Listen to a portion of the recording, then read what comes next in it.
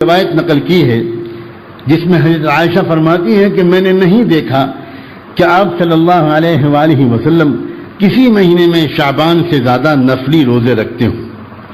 اور اسی حدیث کی بعض اور روایات میں یہ الفاظ آئے ہیں کہ شعبان کے تقریباً پورے مہینے ہی کہ آپ روزے رکھتے تھے، صرف آخری دن کا روزہ چھوڑتے تھے 29 کا روزہ، اور ویسے پورے رمضان پورے شعبان کا روزہ آپ رکھتے تھے.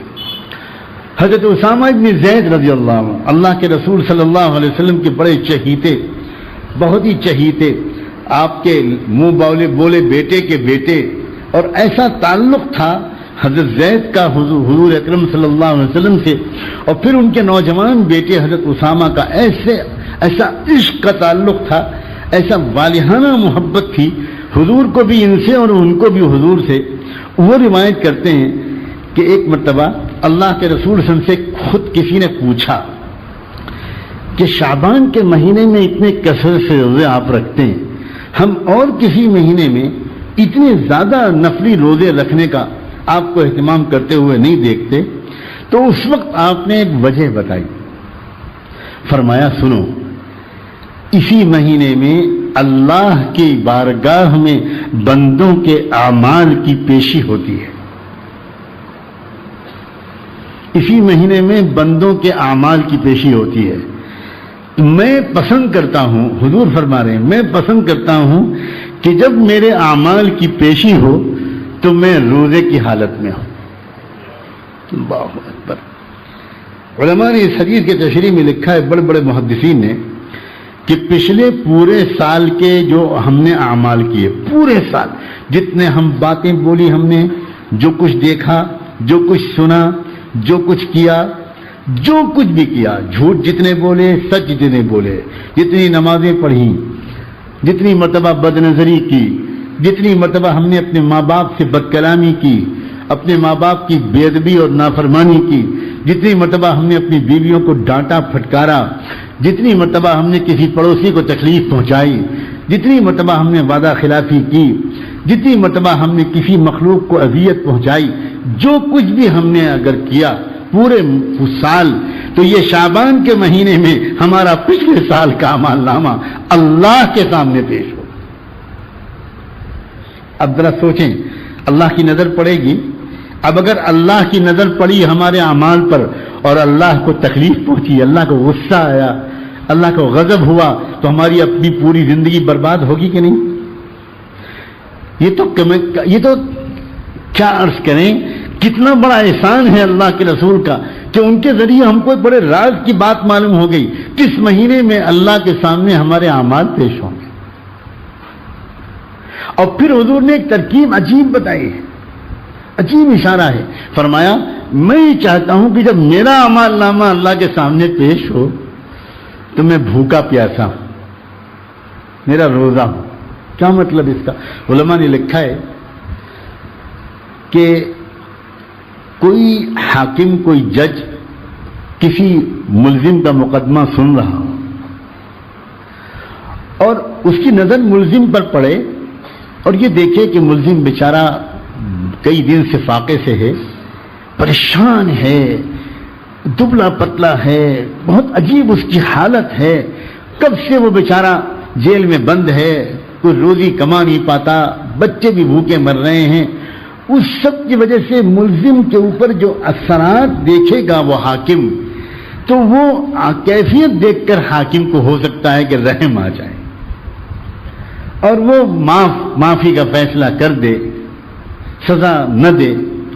گویا حضور نے اشارہ کیا کہ میں چاہتا ہوں کہ جب میرے پورے سال کے اعمال اللہ کے حضور میں پیش ہوں اور اللہ اس وقت مجھے دیکھیں تو مجھے بھوکا پیاسا دیکھ کر اللہ کہیں کہ بھوکے پیاسے بندے کو کیا سزا دوں، اس کو معاف کر دوں. اللہ اکبر، اللہ اکبر. عجیب بات ہے، یہ آج سوچتا ہے حضور صلی اللہ علیہ وسلم نے یہ جو عمل اور اس عمل کی جو وجہ بتائی، یہ امت کو مخاطب کر کے نہیں بتائی، اپنے کندھے پر رکھ کر بتائی، اپنی ذات کی طرف منسوب کر کے بتائی. ذرا سوچئے، میں چاہتا ہوں کہ جب میرے اعمال پیش ہوں تو میں روزے سے ہوں. آپ یہ بھی تو کہہ سکتے تھے کہ لوگوں تم اس مہینے میں کثرت سے روزے رکھا کرو. اللہ کے رسول کیا خاص حکمت ہے اس کی؟ اول تو صحابہ یہ پوچھتے نہیں، لیکن اگر کوئی پوچھتا تو آپ بتاتے یا بن پوچھے بتاتے، اور یہ کہتے کہ میں تم کو اس لیے ترغیب دے رہا ہوں اس مہینے کے اندر روزے رکھنے کی، تاکہ جب تمہارے اعمال اللہ کے سامنے پیش ہوں تو تم روزے کی حالت میں ہو. شاید اللہ کو تم پر زیادہ رحم آ جائے. کروڑوں مرتبہ صلاۃ و سلام ہو رحمت دو عالم صلی اللہ علیہ وآلہ وسلم پر. انہوں نے اپنی طرف منسوب کر کے کہا کہ میں چاہتا ہوں کہ جب میرے اعمال پچھلے پورے سال کے اعمال اللہ کے سامنے پیش ہوں، ان اعمال نامے میں کوئی گناہ ہوگا؟ حضور کے پچھلے پورے سال کے اعمال نامے میں کیا حضور کو اس بات کا اندیشہ تھا کہ کوئی ایسا عمل بھی جائے گا جس پر اللہ ناراض ہو جائیں گے؟ کیا اعمال جاتے حضور کے؟ ذرا تھوڑی دیر کے لیے سوچیں. اللہ اکبر. وہ تہجدیں جاتی جیسی تہجد دنیا میں کسی نے نہیں پڑھی. اتنے لمبے سجدے کا ریکارڈ ہوتا جیسے لمبے سجدے اللہ کے کسی بندے نے شاید ہی کبھی کیے ہوں. ایسی دعائیں جاتی کہ ایسی دعا کبھی کسی نے نہیں مانگی ہو. ایسی سخاوت جاتی، ایسی صدقے اور خیرات کی رپورٹیں جاتی، ایسی یتیموں کی دعائیں کا ریکارڈ جاتا، ایسی بیواؤں کی دعاؤں کا تحفہ جاتا. کیا لکھا ہوتا حضور کے اعمال نامے میں؟ حضور کے اعمال نامے میں یہ لکھا ہوتا کہ فلاں نے کانٹا بچھایا تھا لیکن اللہ کے محبوب نے معاف کر دیا. فلاں نے چہرے پر تھوکا تھا اور اللہ کے محبوب نے معاف کر دیا.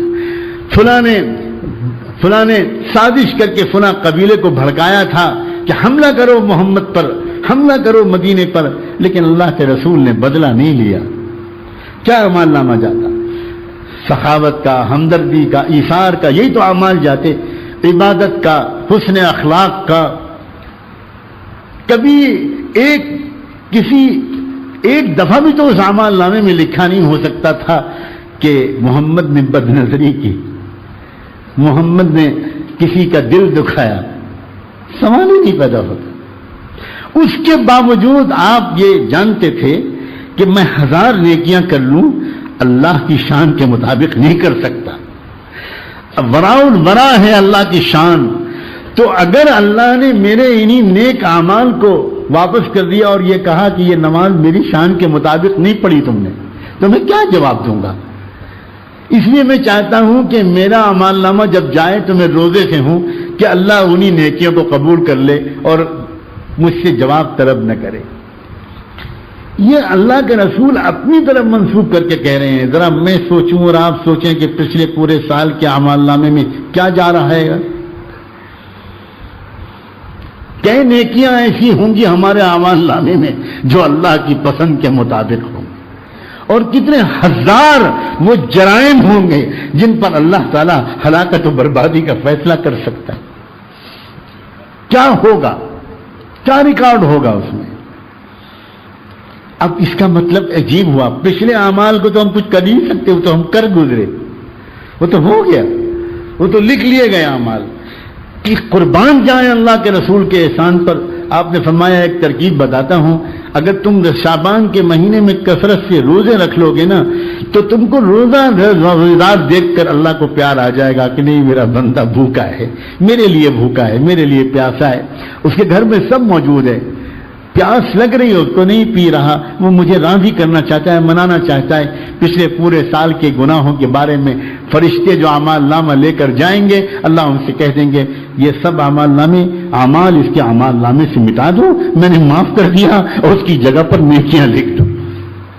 اب بندہ حیران رہے گا، واقعی اپنا اعمال نامہ دیکھ کر حیران رہے گا. اس میں نیکیاں وہ لکھی ہیں جو اس نے نہیں کی، اور وہ گناہ اس میں نہیں ہیں جن سے وہ دنیا میں بہت ڈرتا سہمتا رہتا تھا. یہ ہوا کیا؟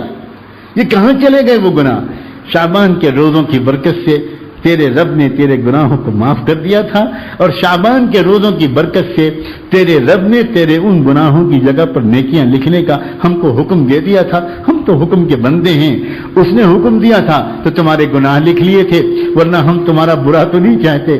اور ہم کو اس نے حکم دیا کہ تمہارے گناہ مٹا دیں اور ان کی جگہ پر نیکیاں لکھ دیں، تو ہم نے وہ کر دیا. ہم تو حکم کے غلام ہیں. ارادہ کریں، میں بھی ارادہ کرتا ہوں، اس مہینے میں جتنا ہو سکے گا روزے رکھیں گے، جتنا ہو سکے گا روزے رکھیں گے۔ کیا سستا سودا ہے 20-22 دن کے روزے اور پچھلے پورے سال کی گناہوں کی مغفرت، کتنا آسان معاملہ ہے۔ اور یہ اللہ کے رسول صلی اللہ علیہ وآلہ وسلم کی خود بتائی ہوئی بات ہے۔ سیدہ عائشہ رضی اللہ تعالی عنہا، ان سے ایک روایت اور آئی ہے، حدیث کی تقریباً تمام ہی کتابوں میں ہے، وہ فرماتی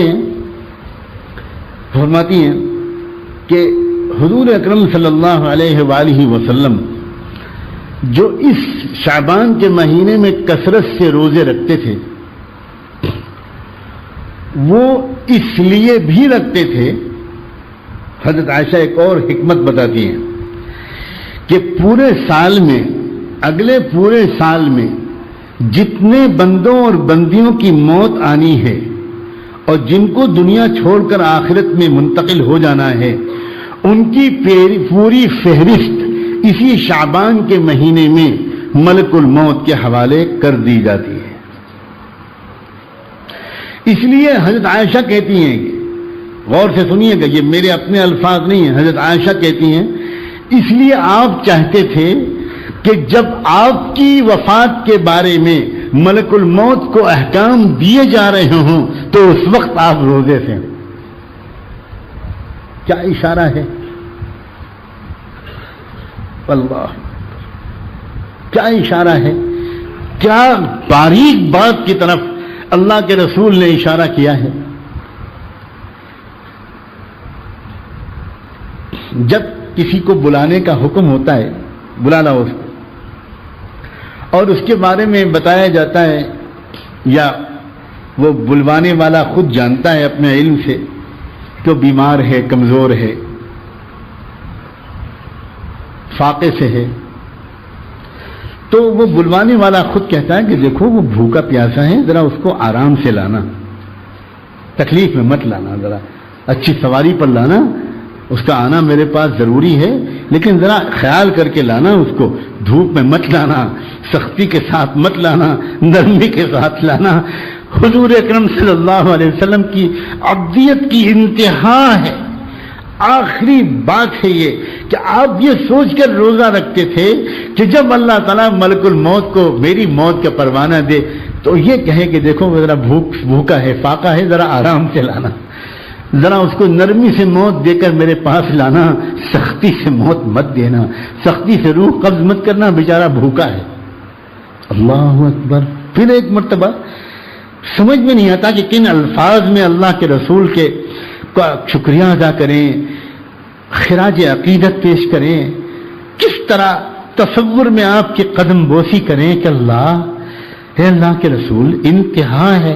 آپ ہم سے بھی تو کہہ سکتے تھے کہ تم لوگ شعبان میں کثرت سے روزے اس لیے رکھنا کہ اس مہینے میں جب تمہارے بارے میں اللہ تعالیٰ کی طرف سے ملک الموت کو یہ فیصلہ دیا جائے کہ اگلے سال کے فلاں دن میں اس کو میرے پاس لانا ہے، اس کو اس کی روح قبض کرنی ہے، تو خیال رکھنا جب شعبان کا مہینہ آئے تو کثرت سے روزے رکھنا، تاکہ اللہ وہ حکم دیتے وقت تمہارے روزے کا خیال کر کے یہ بھی اشارہ کر دے کہ نرمی سے ذرا لانا، بہت بھوکا ہے۔